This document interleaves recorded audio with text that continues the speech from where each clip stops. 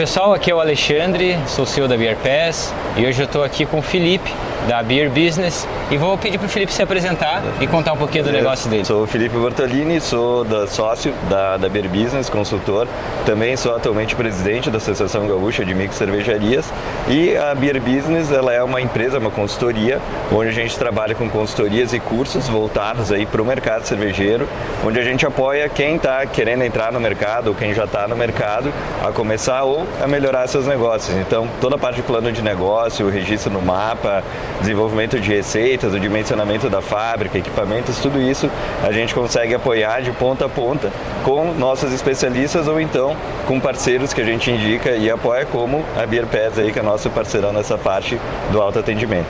Felipe, vamos começar a conversa, cara, bem do início ali. Vamos falar dos regimes de tributação, né? Para quem está querendo empreender nessa área, né?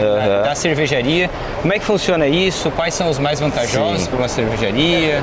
Como começar? A tributação sempre é a parte complexa aí, né, do negócio, né? A gente sabe que tem toda a nossa questão técnica, a gente ama fazer cerveja. Também tem uma cervejaria cigana, né? E tem um tap room também no interior do Rio Grande do Sul que se chama Arnés. Então, quando a gente está nesse mercado, é muito importante, antes da gente começar o negócio, fazer uma avaliação de qual vai ser o regime tributário que a gente vai se encaixar.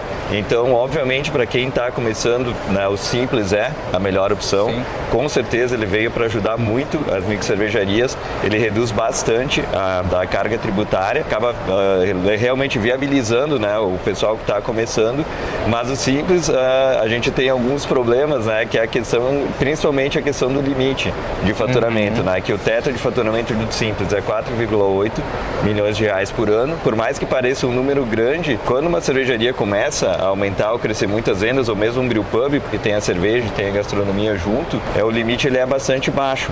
Sim. E quando tu sai do regime de tributação do Simples, tu vai entrar direto no lucro presumido ou no lucro real. E quando tu vai para esses regimes, o salto que tem na carga tributária é muito grande. Então tu não tem uma escadinha assim, né, uma linearidade que tu chega nessa tributação, já sai daqui para cá. Então isso aí complica muito, porque para a cervejaria manter a mesma margem que ela tem no Simples, ela tem que vender muito mais para compensar a carga tributária que vai vir com o lucro real e o lucro presumido. E a gente também é uma das coisas que tem buscado junto com as outras entidades aí do setor, a questão de aumentar o limite do Simples, porque se só corrigir o limite do Simples teria que estar hoje em 8 milhões e 600, mais ou menos 8 milhões e 700, só corrigir, sem aumentar, sem dar, né, só corrigir pela inflação, desde quando ele foi colocado já ficaria nisso.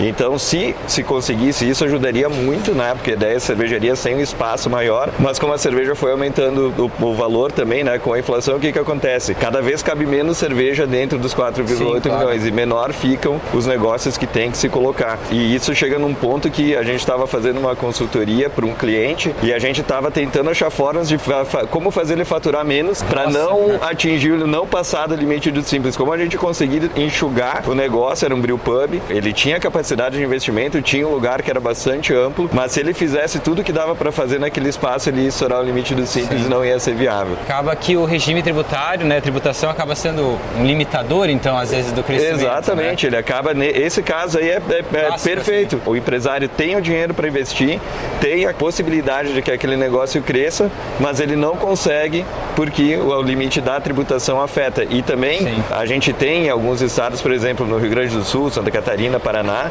a gente tem lá o crédito presumido que reduz, né, a tributação, mas também isso está limitado a 5 milhões de litros por ano.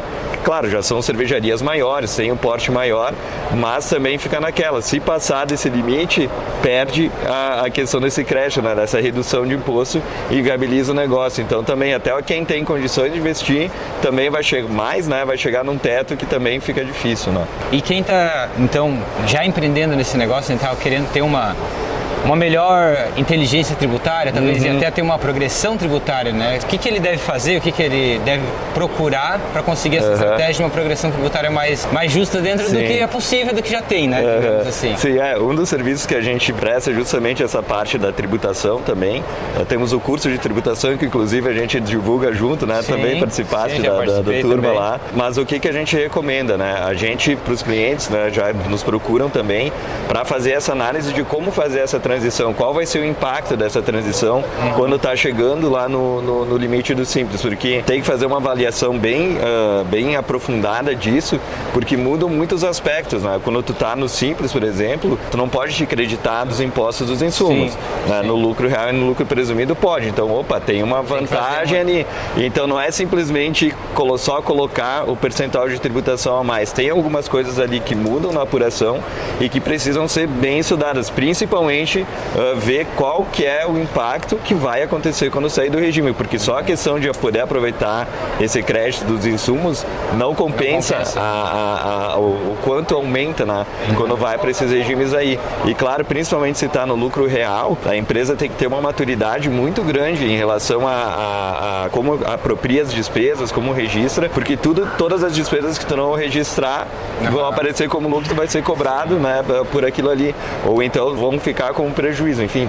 Então tem que fazer também uma análise, às vezes até ficar um tempo no lucro presumido, até arredondar bem essa questão do sistema, sem maturidade, e depois passar para o real. Mas isso tudo é uma questão da gente analisar e dar um parecer até técnico mesmo, a coisa. Essa mudança, como bem você falou, né, envolve mudança dos processos, né, internos, né? Exatamente. O controle, a gente também já fez algum estudo aqui para o nosso caso, né, e essa mudança de sair do Simples é realmente complicada, assim, para quem está acostumado a outro regime mais simplificado. Né? Sim.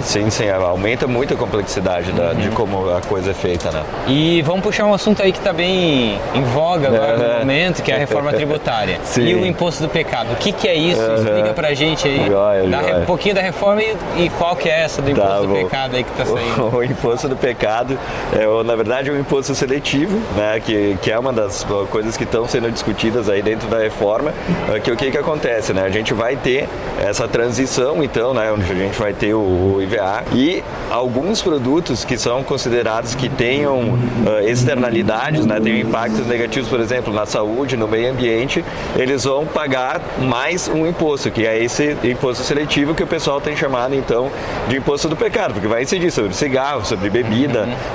Também por carros a combustão, que tem a ver com o meio ambiente, enfim, né?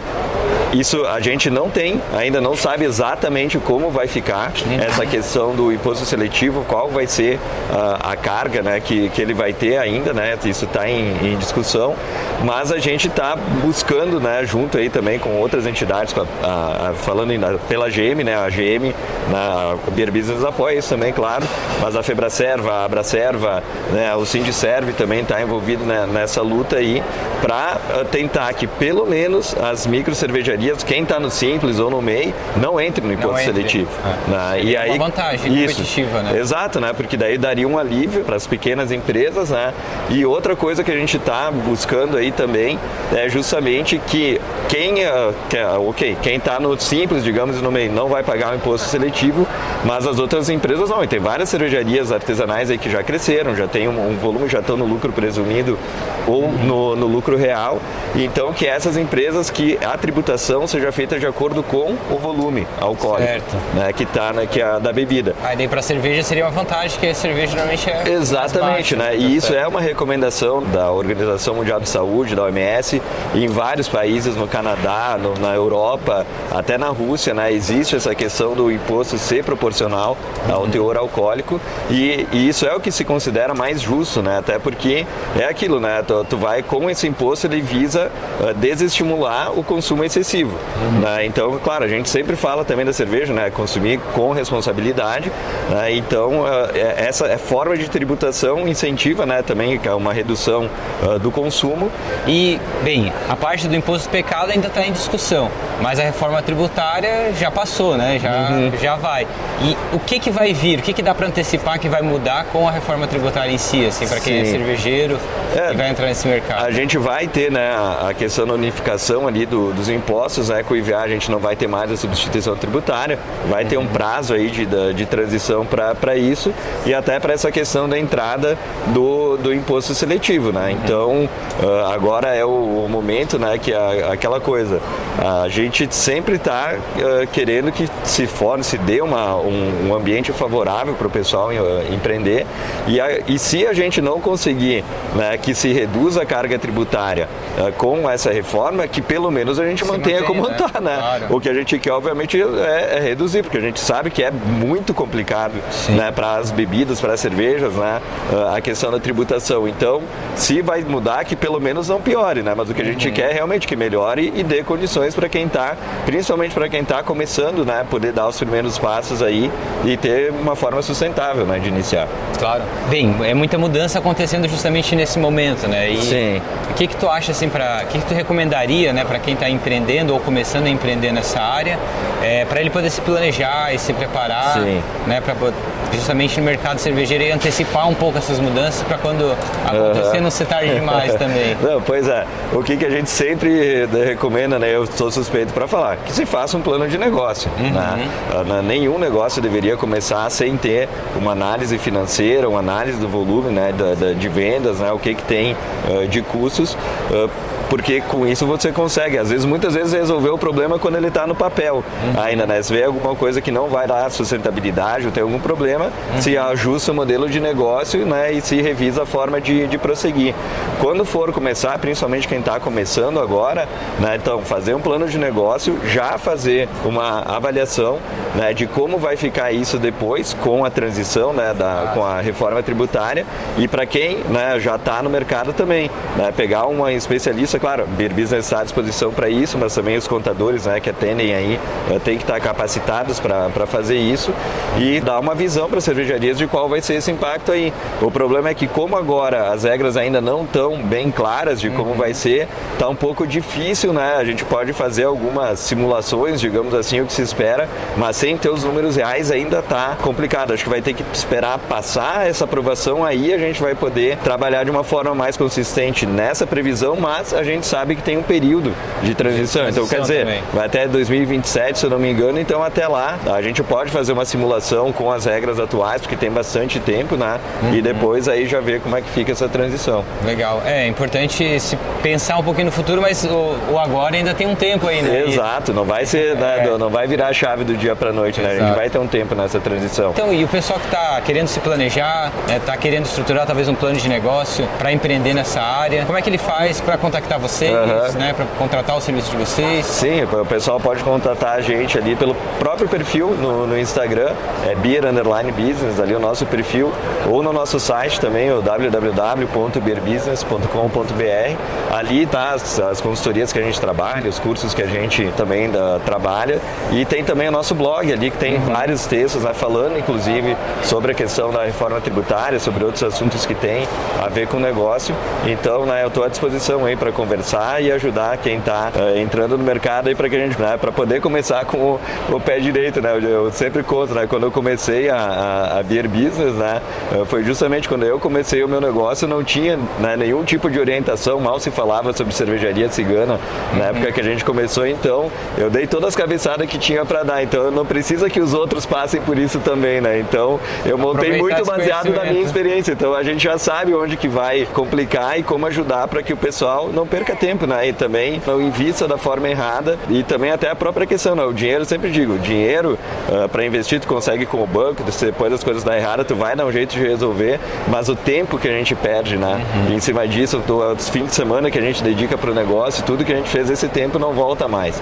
Então a gente tem que também pensar nisso, né? Ganhar esse tempo, não desperdiçar com coisas que já tem soluções prontas, já tem gente com experiência para ajudar. Se a gente tiver problema, vamos ter problemas novos, né? Que levem para evolução. solução, não ter os mesmos problemas que os outros já tiveram e patinar, né? E ainda mais no mercado competitivo como a gente tem hoje, né? Com certeza, Felipe. Legal, agradecer a tua disponibilidade aqui, agradecer ao nosso público aí que está nos acompanhando online. E vamos encerrar essa entrevista, então. Obrigado, valeu, pessoal. Valeu, pessoal. Falou. Até mais aí. Valeu, cara.